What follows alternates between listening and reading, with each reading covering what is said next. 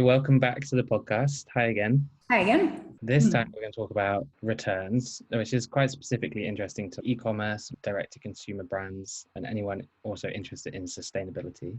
And in particular, I guess the sustainability of the returns process is what we're going to talk about. What is the issue here, actually? What are people doing right now? What is the issue with that? Yeah, so I think it's a quite broad topic and there's a million ways to go about returns. I think one of the main issues currently in the fashion industry, and it is it's the second most polluting industry in the world. That's also just like a starting point of kind of where we're at. And that's also what our brand is here to help solve and to offer better options going forward. And especially for e-commerce brands, of course, there's a lot of shipping involved. So when you order, a parcel gets shipped to your house. And then if you need to exchange or return something, it'll get shipped back. And then for the exchange, the parcel will come back to you again. So there's like potentially in that transaction, there's a parcel going back and forth 3 times for you to find the right piece of clothing. And obviously, it's important that customers end up with what they want and the right thing. But the reality of what happens today is that also a lot of the very large e-commerce players have been practicing to offer free shipping, free returns, everything's free for the customer. And it's created some kind of expectation as well from customers that that's just the default. And obviously, it's super convenient. And in terms of the strategy, it's done to get customers to buy more. But there's a flip side of it, and that is that a return actually is never free. It might be free to the customer, but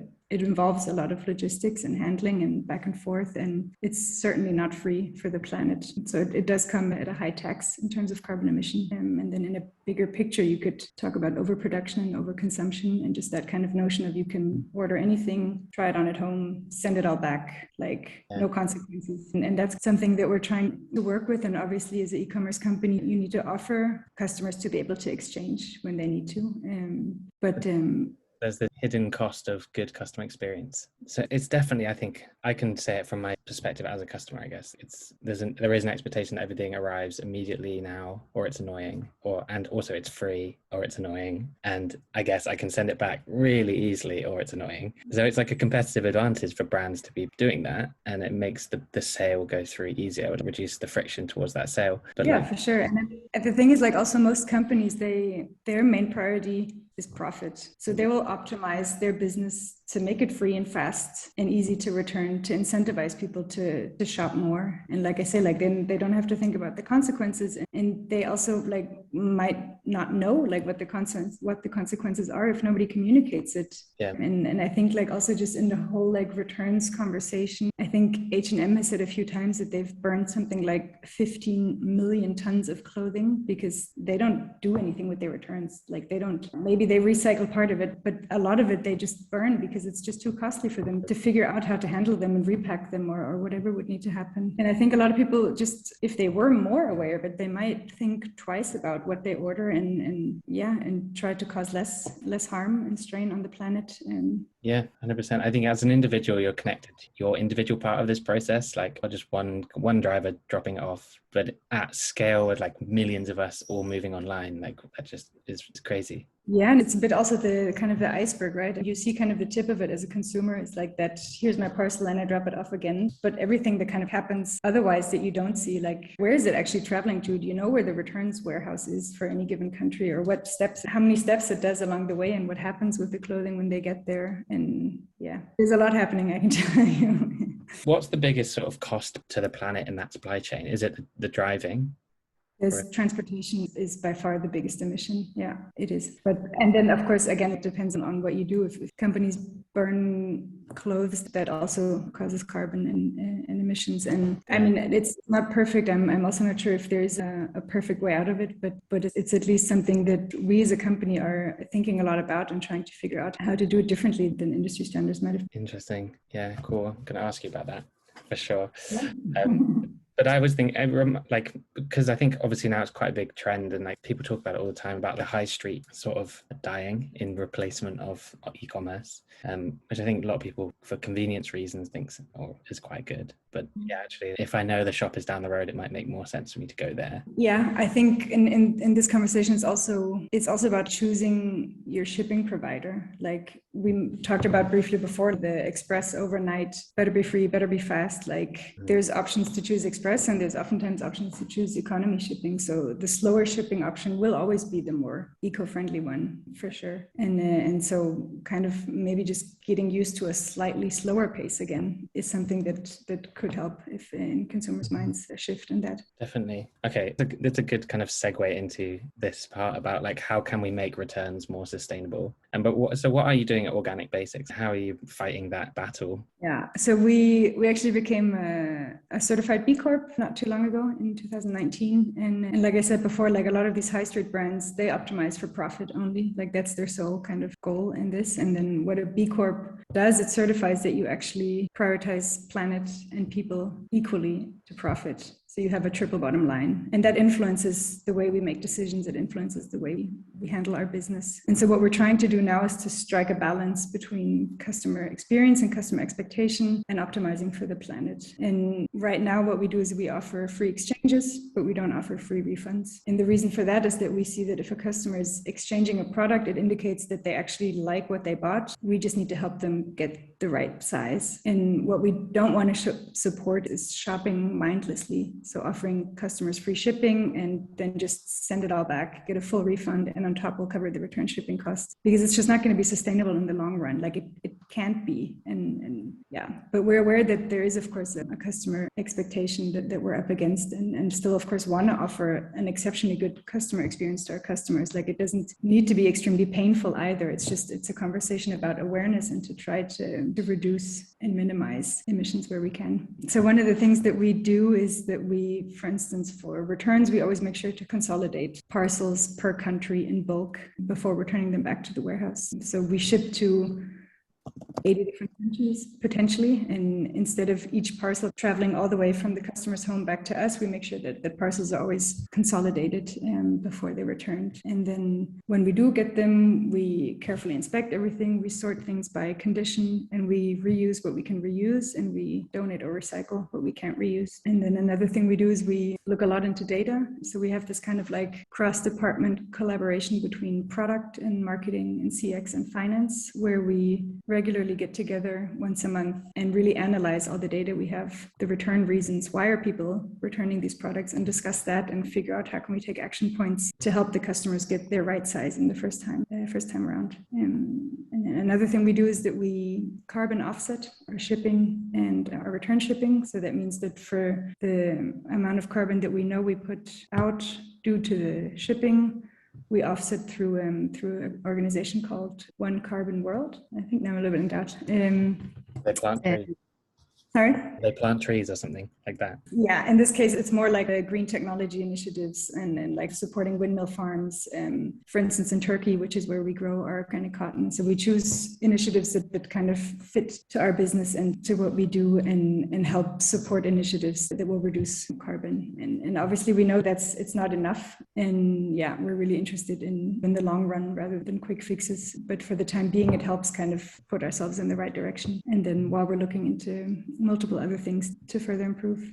Cool. Very interesting. I mean, so obviously it's awesome that you're even doing it, right? When so many brands are not. Because I've seen it, I think, when I bought a t-shirt once or something like that, that they said on the shipping, if you want, pay an extra £1 to offset your carbon or something. Do you do that back to the customer, or do you do it as a company? We do it by default. And so it's included in what you purchase. So it's not a decision we put onto our customers. It's something we decide as a company. And we're part of 1% for the planet. So also 1% of all of our earnings will go to organizations that we support in addition to the carbon offsetting. Nice. That's good. I like that. I mean, I've worked in a sort of social enterprise before, and you feel better about your job and like your mission. It's much more fun to be with the good guys than the bad guys. Yeah, for sure. I think hopefully the bad guys, they need to be pulling their socks up kind of thing and starting to do this. And you can, yeah. And the thing is, it's cool to be sustainable these days. So that obviously like also puts pressure onto the big guys, but more often than not, unfortunately, it ends up being more like a bit of a marketing stunt. And then then potentially like one product line will be the sustainable product line. Whereas like what we do in similar brands to ours is that's the default, that's the standard offering, is to figure out what products make sense for us to produce and how's the best way for this specific material and this specific product, what's the best way for us to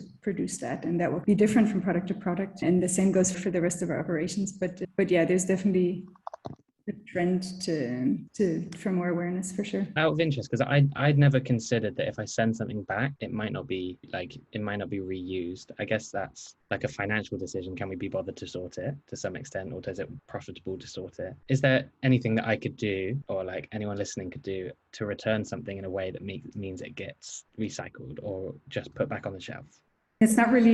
Oftentimes it's not really the customer's decision as to what happens with the product after. But I would encourage you to reach out to the brand that you're shopping from and just ask them what is it they do and hope for an honest answer. Yeah. I think as a customer, there's definitely things that you can do. For instance, making sure that the parcel that you ship in is adequate to the size of what you're shipping. Because you might have ordered a larger order and there's just one thing that doesn't fit. But then instead of putting that one thing into that really big box, it would probably make more sense to find something else that doesn't take up unnecessary space, because the more you can fit onto that truck, the lesser times that truck has to drive back and forth. So that's, for instance, one thing that would make sense. But I think actually it was a really interesting point in terms of like, is it feasible to send this product back? And that's something we're looking into right now, is to figure out, can we use data to determine, let's say there's a customer in the US, so quite far away from us, we're based in Denmark, and there's one piece of product that he or she would like to return, and then look at, okay, what kind of product is it? Is it something that we could resell? And how far is the product from us right now? What are the shipping emissions and the shipping costs? And then somehow figure out a way to use an algorithm or AI to determine and communicate to the customer, yes, it makes sense for you to actually ship this back, or actually it makes much more sense for you to give it to a friend or to donate it locally, but we'll obviously still like exchange or refund you for whatever you want to do. But also just thinking of, does the trip in itself make sense? Is that the right thing to do in this situation? And I think, and I hope that's something we'll see more, to again use technology to make smarter decisions up front. Yeah, definitely. So there's some items of clothing that you just